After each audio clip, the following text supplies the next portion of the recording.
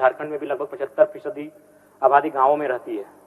लेकिन यदि हम गांव और शहर का तुलनात्मक अध्ययन करें तो ग्रामीण क्षेत्रों में मासिक प्रति व्यक्ति खर्च लगभग 2,946 रुपए के आसपास है, जबकि शहरी क्षेत्रों में यह काफी अधिक है, लगभग 5,393 रुपए है, जो ग्रामीण और शहरी जीवन के बीच एक महत्वपूर्ण आर्थिक खाई को दर्शाता है।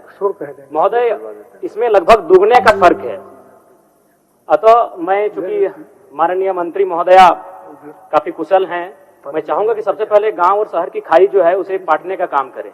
और गांव की जो योजनाएं हैं, विशेषकर मनरेगा की योजनाएं, अबुआ आवास की योजनाएं, इन योजनाओं में आज भी कहीं ना कहीं बिचौलिए बहुत ज्यादा हावी हैं, जिस कारण क्या है कि ये योजनाएं गांव पे आती हैं, धरातल पर आती हैं, इस बात में दो मत नहीं है, लेकिन लाभुक को रिश्वत देकर उन योजनाओं का लाभ लेना पड़ता है। महात्मा गांधी जी का वो कथन याद आया जो कहते थे कि रिश्वत लेना अन्याय है, लेकिन सरकारी बाबू बहुत पढ़े लिखे होते हैं, उन्होंने गांधी जी के कथन को बड़ा अच्छा से लिया।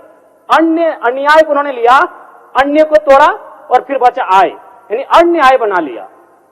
अन्याय शब्द एकदम सेम है दीदी, अन्याय आधा नौ यो में आकार यो, अन्याय। अब उसको कैसे तोड़ा आपके सरकारी बाबुओं ने? अन्य, और बचा क्या? आय। और ये सच्चाई है।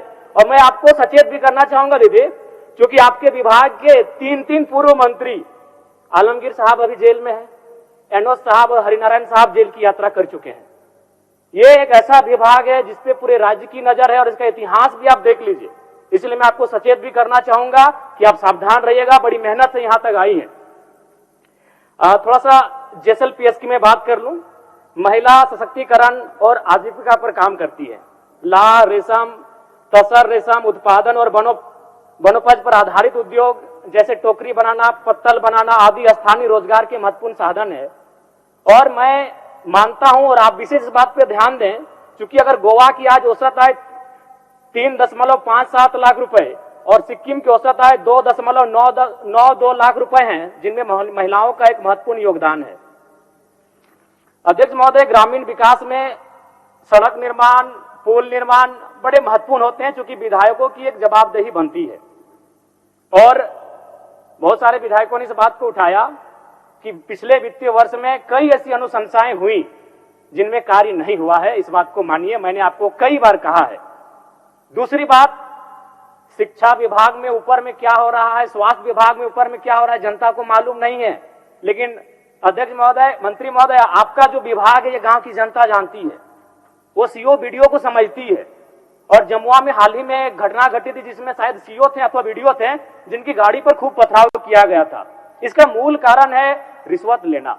इसलिए मैं आपसे आग्रह करता हूं, गांव आज हम लोग बजट पे चर्चा कर रहे हैं, बजट पे बड़ी बड़ी बातें कर रहे हैं और बहुत बड़ा बजट भी है, लेकिन गांव के लोग ब्लॉक को समझते हैं, अंचल को समझते हैं और थाना को समझते हैं। अधिक में 30 सेकंड दे दीजिए। कोई नहीं, आप बोलिए ना।